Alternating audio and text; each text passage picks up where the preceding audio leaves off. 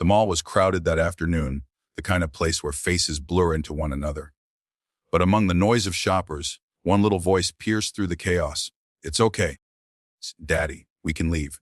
The words were soft but heavy. They carried the exhaustion of a child who was used to watching her father walk away. Because life for them was never about staying, it was about survival. And in that single moment, no one around them knew that those words, spoken by a 7-year-old girl holding her father's hand, would change two lives forever.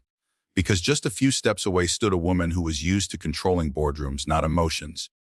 A woman who had no idea that a chance encounter would unravel the walls around her heart and rewrite a single dad's story of struggle into one of love, hope, and second chances.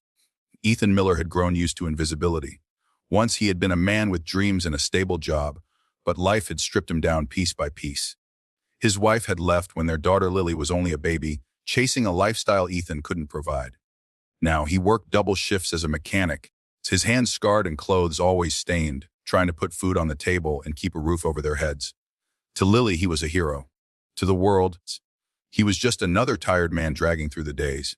That afternoon at the mall wasn't about luxury. It was supposed to be a treat. A chance to buy Lily her favorite ice cream, maybe peek through the toy store window, even if they couldn't afford anything inside.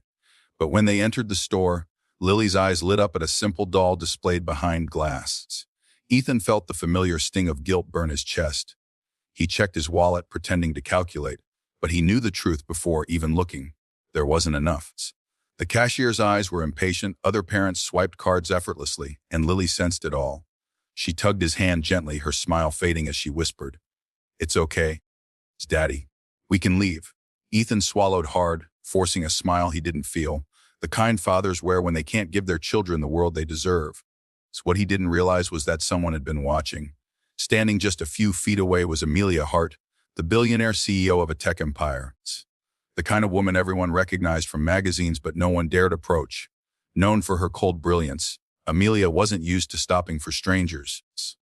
But something about the way the little girl clutched her father's hand, comforting him when it should have been the other way around, made her pause.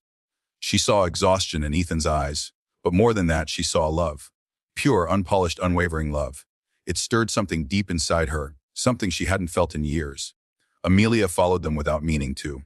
She watched as Ethan crouched down outside the store, brushing Lily's hair back and promising, "One day, baby girl, Daddy's gonna make sure you have all the dolls you want."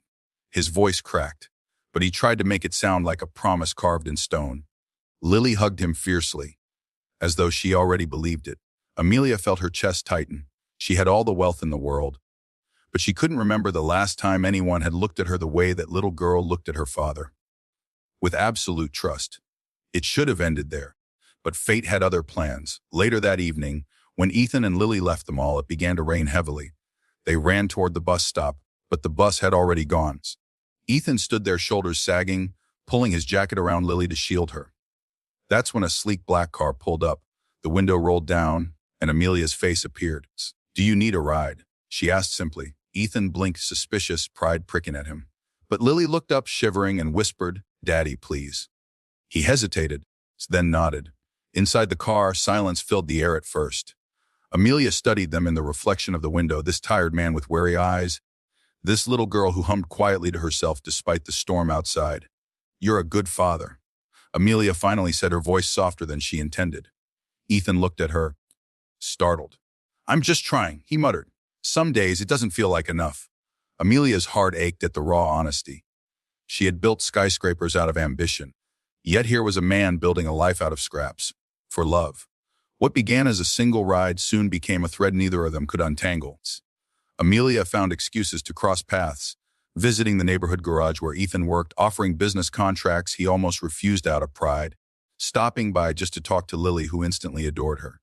The bond grew slowly, quietly, like roots weaving beneath the ground. Ethan wrestled with self-doubt, convinced a woman like her could never fit into their modest world. Amelia wrestled with vulnerability, terrified of admitting that she wanted something more than power, a family, a place to belong. But life wasn't done testing them. One night, Ethan's garage faced sudden closure when debts he didn't know about came crashing down. He was ready to give up, to pack what little they had and start over somewhere else. That's when Lily clutched his hand again, her small voice echoing the same words as before. It's okay, Daddy. We can leave. Only this time, Ethan shook his head, tears brimming in his eyes. No, baby. We're not running anymore. Amelia stood beside him, her hands slipping into his. You don't have to fight this alone, she whispered. Together they rebuilt, not with charity, but with partnership. Amelia invested not just money, but belief in Ethan's skills and his resilience. Ethan gave her something no amount of wealth had ever bought: unconditional love and a family to come home to. Lily found not only a father who never stopped fighting for her, but a woman who stepped into their lives not as a replacement, but as a piece of the puzzle they never knew was missing. And so what started with a whisper in a crowded mall became the story of two hearts who collided by accident, yet chose to stay. A little girl's words, "It's okay, Daddy. So we can leave," became a reminder that sometimes leaving is not the end. It's the beginning of a life worth fighting for. Their lives didn't just restart. They transformed into something greater: a home, a future, and a love that proved that second chances are always possible when hearts refuse to give up.